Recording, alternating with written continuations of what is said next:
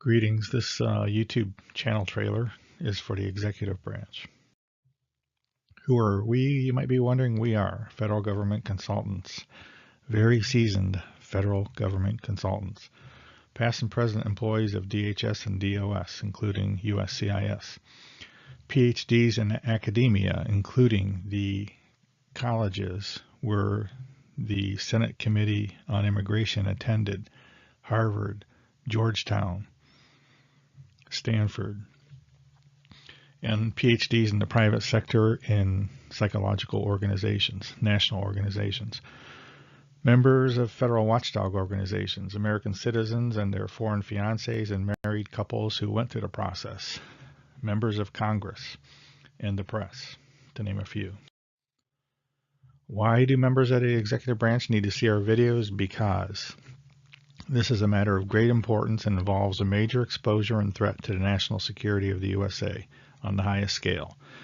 We think it's a bigger threat than a North Korean nuclear attack because we think our military can take care of that. Nobody can take care of this. We ask you to watch this trailer and then watch the C-SPAN video, Fiancé Visa Fraud. We'll show you that in a couple seconds. And watch the condensed video that's also loaded up to YouTube, the insane fiancé visa process and exposure to terrorism. Videos 1 through 5 condensed. This is in more detail than this video you're watching. So this C-SPAN video that we would like you to watch, and we would like the Senate to watch it too, because the Senate didn't bother staying around for their own video, for their own meeting. We had senators that came in late, and we had senators that left early, and we had senators that came in late and left early, and we had two senators at the end, Tillis and Cruz, that came in an hour and 20 minutes late. So this is a video that's you can find by going up to YouTube or just by using Google and look for Senate Committee on Immigration, Fiancé Visa Fraud is the name of the meeting, and C-SPAN video might help too. This is the INA Act. Probably not everybody in the executive branch knows about this. This is the Immigration and Nationality Act. This is Section 104A, where it clearly states that the consular officers have the final say in the granting or refusal of visas, or most people say the approval or denial. The Secretary of State, though, delegated this to a Deputy Secretary of State, and the Deputy Secretary of State has responsibility for all the policies and procedures that are used to guide the consular officers in the decision of any visa case. That's part of the problem.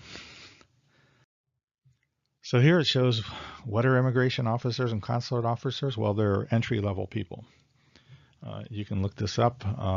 They enter the government as a job grade GS5 or GS7, and they reach a maximum of GS9. So GS3 and 4, you probably know this if you're in the executive branch, but that's basically your college interns part-time. And 5 and 7 are most entry-level clerical positions. So a 9 would be, a senior clerical position. The Department of Homeland Security and the Department of State gave a smoke and mirror show for this meeting, the whole of government system. There were no senators again who saw the entire meeting. I saw it at least 5 times in its entirety, and I've seen it another 5 times, pieces at a time. It's shocking what happens here. So this is part of the whole of government indicator system, and this is a statistical analysis, whether the government wants to say it is or not. That's what it is. We have this I-129F form, which is 6 pages, has a boatload of fields on it, and just about all of these fields can be looked at as an indicator. This is page 1. There's not much, maybe country of birth might be an indicator. If a U.S. citizen was born in Syria, and a citizen in the United States now and applying for a fiancé visa, that could be an indicator. Date of birth wouldn't be an indicator, but you have the date of birth of this US Citizen Petitioner. You also have the date of birth of the fiancé, so you have a difference in age. So sometimes the indicator can be derived from fields on here, but everything comes from the I-129F. So this is the I-129F of the San Bernardino terrorists. So we have a guy in the United States that's going to go all jihad on us, and he wants to kill Americans. But he doesn't want to do it by himself. He wants to get a fiancé so she can hold the other automatic weapon so they can kill twice as many Americans. So what does he do? He goes up to some site, www.jihadfiance.com, and he finds a person. We don't know what site he actually went to or how many people he looked at, but this person here has a birth date that is 336 days apart from his. Now, is that a coincidence? No, because terrorists are one of the groups that the Department of Homeland Security and the Department of State should be targeting to keep out of the country. But the problem is San Bernardino terrorist knows that age difference is an indicator. So she couldn't possibly be marked with an indicator for age difference when they're born less than a year apart. Not an accident. These guys know what they're doing. The terrorists and all the other groups that we'll see in a couple seconds, they avoid indicators. So here's the I-129F again, and the same couple. And I went up in the USCIS site and put their case in and saw how fast they got through the system. They got through the system pretty fast. Why? Because they had no indicators. Same religion, same language, no difference in age, nothing to indicate a fraudulent couple. Okay. So this is these are the four possibilities, the four outcomes of any visa case, fiancé visa case. Couples who are in legit loving relationships and they get approved. That happens, over 30,000 a year get approved. So, that's a good thing, and it happens most of the time, 95% of the time. Couples who are criminal fraudulent and posing as a real couple and they get denied. We don't know if that's ever happened. All we know is all the target groups that we're aware of slide through the system with ease. Now, surely some of them get denied, but 90% get through. Couples who are criminal fraudulent and presenting themselves as bona fide couples, and they get approved. So, that's a bad thing too. That's the terrorists did this. They're criminal or fraudulent, and they got approved. The Sham Marriages do this. Human trafficking people do this. And finally, down at the bottom, so there's thousands of them every year. And then number 4, these are couples in legitimate relationships, and they get denied. And this happens to several hundred a year. And whether, the government says there's no quota system, but it's about 2% of all the applicants every year. So we're talking about 670 in the last year. So this is bad, but it's almost got to be done, because why? Because the government, the USCIS/US Consulates, cannot possibly find the target groups. If they let everybody through and approved every visa, this country would be overrun by terrorists and overrun by sham marriages and overrun by other criminals. So we can't have that. They have to deny somebody to make it look like they're working.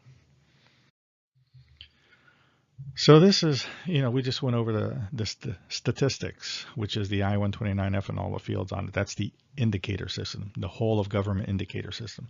This is also part of the whole of government indicator system. This is the interview at the U.S. consulate where the fiancé goes to get a case either approved or denied. So this is an audit here. In the other videos, you'll see many screens of these denials. So after the fiancé gets denied, they come back and they write down what happened. They write down the questions that they were asked and what happened. Where did they write it down and why? Well, some of them are members of fiancé visa forums where they were guided all along on what to do, how long it takes, what to do now. If they get some kind of letter they don't understand, people on the forum help them out. In return, they say, help other people out by stating what you're asked in the interview and stating the result of your case.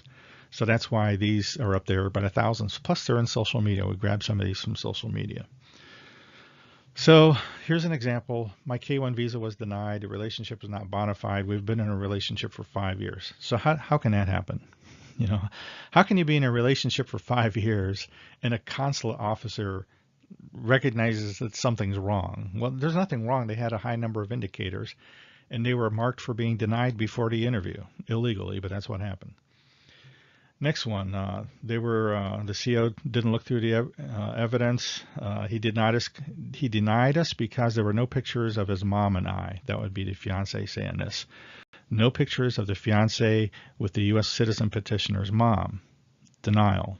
Does that make any sense? No. Why doesn't it make any sense? Because this is flippin' crazy. We've had psychologists take a look at this. It's crazy. You can have your psychologist take a look at it. It's crazy.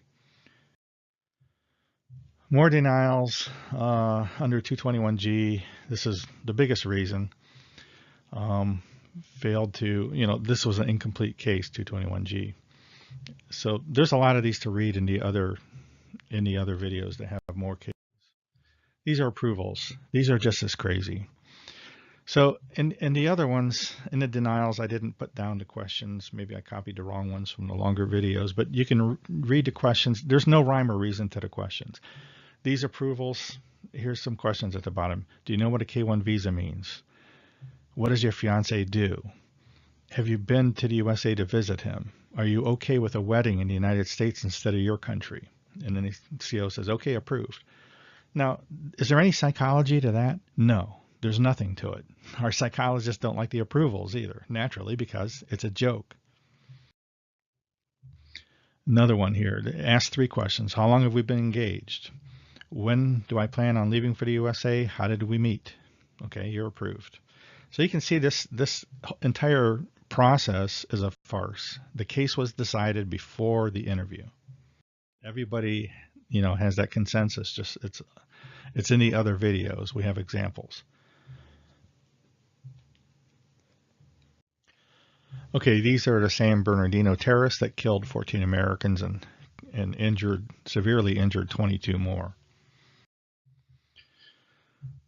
So this is another sign of incompetence of this system. These are sham marriages. And in this case, these people slid right through the system, just like every other target group. So in here, a father and daughter team posing as immigration lawyers. They weren't lawyers. They didn't have a law firm, naturally, but they did run a space inside of this downtown Los Angeles building that has mostly law firms, and they put a big sign on the glass windows and said, whatever, immigration lawyers. So what these people did is they decided, hey, let's make millions. Let's find some Chinese people who want to become United States citizens, and let's charge them $20,000, $30,000, $40,000, $80,000, whatever they can get out of the Chinese citizen, and they arrange a marriage. So what did they do when they arrange a marriage? Since they're smarter than a 12-year-old, any 12-year-old could do this. They look for people that are, maybe even from the same part of China, speak the same language. There's a couple languages in China. No difference in age, or very little difference in age. Same, everything. Just the same. That way, it's guaranteed that the target group is going to slide through the system. There's no indicators. There's nothing to tell the consular officer, deny this case. They're approved automatically. This is, really surprising. This is ICE. ICE, Immigration and Customs Enforcement, they clean up after all these other groups mess up and let people into the country. So here ICE, this is in fiscal year 2015, 400 human trafficking victims were identified. 400. And these victims of human trafficking, they're scammed by low-level criminals. These people, the people on the previous page, the sham marriage couple, they're probably smarter than the average, human trafficking criminal. These are really low-level, criminals, and they're getting their people through the system. How are they doing that? Because they asked some 12-year-old how to do it.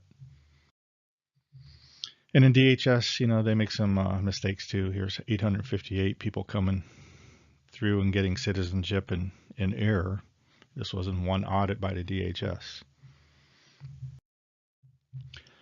So this is a slide that's in the other videos, and this is kind of the synopsis of the other slides. So what you see in here in the middle is in blue is the United States Department of State and Department of Homeland Security, the whole of government approach, including the indicators and the consulate interview. So let's just call this little blue thing the criteria that they use to assess every case.